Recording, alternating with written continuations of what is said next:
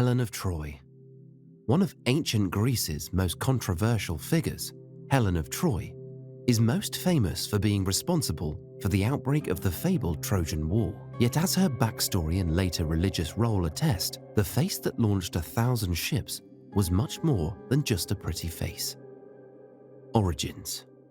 In Greek mythology, Helen is the product of a steamy affair between Zeus and Leda, the queen of Sparta and the wife of Tyndareus. Disguising himself as a swan, Zeus seduces Leda, resulting in the birth of their daughter. Another version of the story, however, identifies Helen's mother as Nemesis, the goddess of retribution. Shape-shifting into a swan to escape the advances of Zeus, the king of the gods eventually catches up to her and has his way with her. Nemesis then lays an egg, which is found or given to Leda. From an early age, Helen's destiny is predetermined by the ominous words of Aphrodite, who becomes upset with Tyndareus after he forgets to offer a sacrifice to her. In anger at his sight, the goddess of love and beauty prophesies that all of the king's daughters are to become infamous for adultery. In a harbinger of what was to come in her adult life, as a child, Helen is captured by the Athenian hero Theseus, who, beguiled by her beauty, gives her to his mother to look after until she has reached womanhood. She is later rescued by her brothers Castor and Pollux, with Theseus forced to flee to the island of Skyros to escape. As she matures, Helen becomes the most beautiful of all mortal women, soon marrying the brother of Agamemnon and the king of Sparta, Menelaus, with whom she has 3 sons, Pleisthenes, Athylus, and Marathias, and a daughter, Hermione. In order to safeguard their union, Tyndareus sacrifices a horse and makes all the kings of Greece swear an oath in which they recognize Helen as Menelaus's rightful wife. They also pledge to protect Helen from all harm. The Judgment of Paris. During the wedding of Peleus and Thetis, Zeus invites the renowned Trojan prince Paris to judge who is the most beautiful goddess out of Athena, Hera, and Aphrodite. In their eagerness to be picked, the goddesses offer Paris a number of captivating prizes. Athena promises him strength, beauty, and invincibility in battle. Hera vows to give him the regions of Asia and its great wealth. And Aphrodite offers him the hand of the most beautiful woman in the world, Helen. Paris chooses Aphrodite, and soon he is on his way to the house of King Menelaus to turn Helen of Sparta into Helen of Troy. Under the guise of a diplomatic mission, during the visit, the pair fall madly in love and, leaving her children and husband behind, Helen is taken to Paris's motherland. Another account, however, claims that Helen is abducted by Paris. Disgusted by the disgraceful actions of their master, his own soldiers abandon him as soon as they arrive in Egypt, and Paris is promptly arrested by Proteus, the ruler of nearby Memphis, who takes Helen and later gives her back to the Greeks. The Trojan War.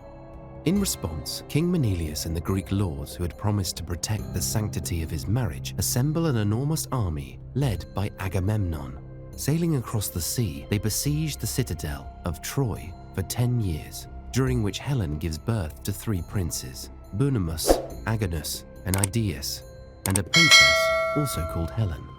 Eventually, Troy falls when a gigantic wooden horse, stuffed full of Greek soldiers, is offered as a gift and wheeled inside the city walls by the unsuspecting enemy. Under the cover of darkness, the Greeks emerge from the Trojan horse, slaughtering and enslaving anyone in sight. In the pandemonium, Paris is killed by an arrow, while Helen's sons are all crushed in a roof collapse. In the aftermath, an angered Menelaus approaches Helen with a drawn sword, but before he can strike her down, she exposes her naked breast to him. Easily swayed by his wife's assets, the king of Sparta decides to forgive and embrace her. Like their relationship, the return to Greece is rather rocky, starting with the couple being dashed against the rocks of Crete in a storm. Next, they arrive at Egypt, where they stay for a couple of years waiting for favorable winds to take them back to Sparta. Finally, blessed with favorable winds, the couple return to their homeland and are reunited with their daughter Hermione, who goes on to marry Orestes, the son of Agamemnon. Legacy. Surprisingly, despite her reputation for unfaithfulness, Helen was worshipped as a divine by the ancient Greeks, who erected temples for her in Rhodes, Attica, and Sparta. Among her followers, she was revered as a figure that symbolized the transition between adolescent to bride, and as a deity strongly associated with fertility, trees, vegetation, erotic desire, and beauty. Many Greeks still believe that her tomb can be found at Therapne in Sparta, where a small temple composed of large ashlar blocks supposedly marks the resting place of both her and her husband, Menelaus. Helen is also referenced by many ancient Greek writers and makes cameos in Aeschylus's play Agamemnon and Virgil's epic poem the Aeneid. In Euripides' tragedy from the 5th century BC, The Trojan Woman, Helen is put on trial for adultery and defends herself by proclaiming that as a plaything of the gods, she could not have avoided her fate. Regardless of whether it was her own choice or not, the debate surrounding Helen of Troy has remained a fiery topic even to this day. Simply put, her continued relevance in modern society stands testament to the enduring allure of the ancient Greek myth and humanity's obsession with tales of passion and revenge.